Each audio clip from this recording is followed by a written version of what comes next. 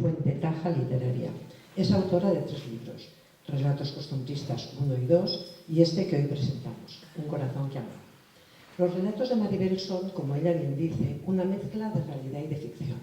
Pequeñas fotografías que retratan la sociedad, tanto la que ella vivió de niña como la actual. Serían como pequeñas pinceladas de un cuadro impresionista, algunas más suaves y luminosas y otras profundas y oscuras, como es la vida misma. Ahora pasaremos a leer 3 de sus relatos. Primero leerá María Jesús Pérez, amiga de Maribel, exalumna de la Escuela de Escritura del Ateneo de Barcelona y también escritora. Después, la propia autora, Maribel, nos leerá un segundo texto. Y finalmente, Concha Gómez, que es alumna de la Escuela de Teatro Pocara y también una antigua amiga de Maribel, nos leerá un tercer relato. María Jesús. Olor a hierba recién cortada. Yo, desde que era una niña, había estado muy unida a mi padre, que me daba cacahuetes cuando era pequeña y pasaba con mis amiguitas por el bar de la plaza del pueblo, donde él se tomaba un vinito blanco con su amigo Bartó, mientras hablaban de cómo estaba el trigo y de lo que había llovido y de cómo iba la cosecha ese invierno. Y, para el final, como si fuera un postre, dejaba siempre el tema de la caza con reclamo de la perdiz, que era la pasión de su vida. Mi padre tenía una especie de silbato que imitaba a la perfección el canto de la perdiz. Curichichi, curichichi, sonaba alegre e insistente el silbato cuando se le soplaba. Lo guardaba el hombre como oro en paño en un cajón del mueble más elegante que poseía, un aparador de roble oscuro en el comedor. A mi padre le encantaba quedar temprano los domingos y coger su jaula con su perdiz bien cuidada y mimada y alimentada con trigo y con hierbecita de trigo verde cortado. A mí, el olorcito de esa hierba recién cortada era lo que más me gustaba. También ver la delicadeza con que las manos de mi padre, grandes, morenas y rudas, cogían un manojo de hierba y lo cortaban con unas tijeras rústicas, pero no oxidadas, muy distintas a las finas que usaba mi madre para cortar tela o las pequeñitas que tenía para bordar. Esas eran las tijeras que mi padre guardaba en el armario de madera del patio, con cerrojo de hierro. Eran utensilios de campo. Y en el cajón de costura, dentro de la sala comedor, estaban las finas tijeras de mi madre, junto a las sábanas que estaba bordando. Algo genérico fue creciendo de tal forma que yo acompañaba a mi padre en vacaciones a respirar el aire puro y los olores campestres mientras cultivábamos la tierra. Pero cuando cumplí los 20 años, decidí viajar a Inglaterra para estudiar y perfeccionar el inglés. Mi padre no entendía qué encanto podía tener la ciudad, donde ni había perdices ni hierba, ni por qué decidí un buen día dejar atrás el pueblo y marcharme tan lejos. Se enfadó un poco conmigo y no quiso montarse en el automóvil para acompañarme al aeropuerto. Yo escribía cartas, pero mi padre no las quería leer. Mi madre me contaba que se las leía a ella en voz alta mientras él arreglaba sus aperos de labranza y que una sonrisita se le dibujaba en el rostro. No tuve en cuenta que no me escribiera y cuando volví a casa aquel año me fui con él al campo, como siempre, y sentí de qué manera lo había echado de menos y entendí a mi padre. El tiempo pasó, volví a Inglaterra y me puse a trabajar allí. Y ahora, cuando los años han pasado, y hace ya mucho que mis padres no viven, y he vendido la casa y las tierras, y ni recuerdo la última vez que fui a mi pueblo, todavía, cuando paseo por los jardines de Londres y huelo el césped recién cortado, la imagen de las manos morenas de mi padre se mezclan con el olor a hierba fresca. Y hasta me parece oír a lo lejos el alegre curichichi, curichichi, reclamando una perdiz.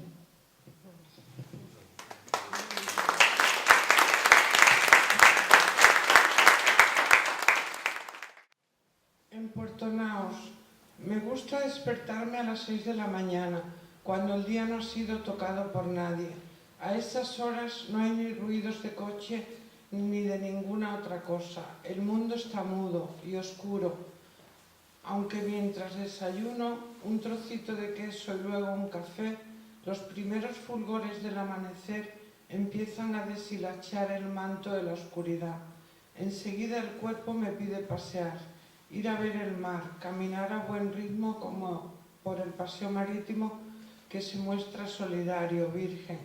Ojalá fuera así todo el rato. Eso es lo que le pega a esta isla tan bonita y ecológica. La arena de la playa es negra, volcánica y contrasta con el blanco del romper de las olas. El sol tarda mucho en salir. De la total oscuridad se pasa a un cielo limpio, gris celeste, y en cuanto el celeste empieza a dominar sobre el gris, bajo corriendo a dar mi paseo. A esas horas algunos turistas alemanes ya se me han adelantado y emergen de entre las olas de su primer baño en las frías aguas atlánticas, que yo aún no he probado. Ya conozco a los paseantes de las 8 de la mañana. Son 3 hombres que van y vienen varias veces por el corto paseo marítimo y llevan un perrito negro con la correa y van conversando. Otra cosa que me llena por completo es poder estar un rato con alguno de mis hermanos.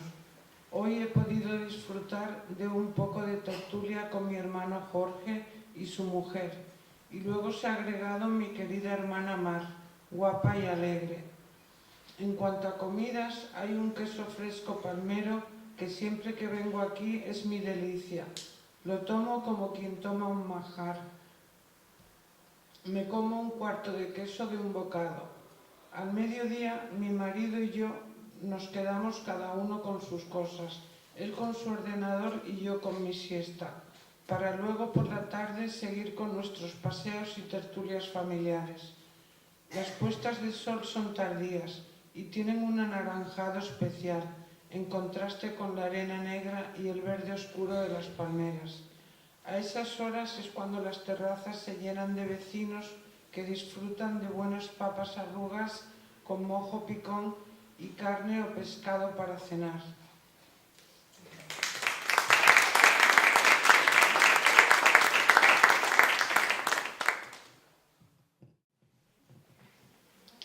Amor 1. Ella lo amaba. Lo amaba. Era su novio de ojos azules. Azules como el mar. Corredor como un leopardo. Listo como un lince. Ella lo amaba. Él se fue lejos a estudiar una carrera. Ella lo esperaba los fines de semana en el silo del pueblo. Él llegaba con una sonrisa. A ella el corazón le ardía. Tantos días sin verlo, ¡qué emoción! Y cuando acabe la carrera, nos amaremos aún más en el lecho nupcial. Soñaba ella. Durante el día lo amaba. Durante la noche lo soñaba. Y a la semana siguiente cambiaba el orden para soñarlo despierta y amarlo dormida. Un fin de semana de junio lo esperaba ansiosamente. Él le había dicho que volvería a sus brazos por vacaciones, como una paloma a su palomar. Lo tendría todos los días, se darían besos, como él le había dado tantas veces en ese rinconcito del cuello. Ella, sentada en los escalones del silo del pueblo, miraba la carretera nacional. Pasaba un coche rojo, como el de su amado, y de un sobresalto se alzaba inquieta, impaciente. Ella lo amaba. En los escalones del silo permanecía a la espera de su amado, el listo, el guapo. Ella sabía que él también la amaba. Se derretía cuando él la acariciaba y ahora lo esperaba sentada y sobresaltada. Él no llegó nunca. Ella lo lloró, lo perdió, lo recordó para siempre. Pero quiso quedarse con sus pertenencias, oler su ropa, ver sus fotos, para que su amor se prolongara más allá de la muerte. Sus padres le entregaron las llaves de su dormitorio de soltero y allí entró ella, con un velo negro cubriéndole la cabeza, envuelta en la melancolía del luto y por debajo herida de dolor. Lo amaba, aún lo amaba. En la habitación encontró unas cartas, olían a perfume de rosas, las abrió. El remitente era otra mujer, eran cartas de amor. Ella se indignó, tiró las cartas por el suelo, las pisoteó, echó a correr y lloró. Corrió y lloró por las calles del pueblo, enloquecida, desesperada. Tiró el velo y se quitó el luto.